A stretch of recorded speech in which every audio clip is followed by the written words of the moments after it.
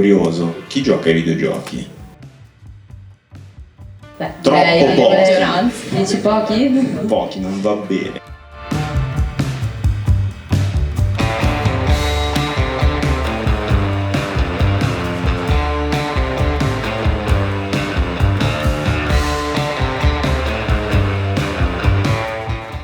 Y me contaba un poco su vida y le hacía compañía. Era casi como si fuera un abuelo o una abuela para mí.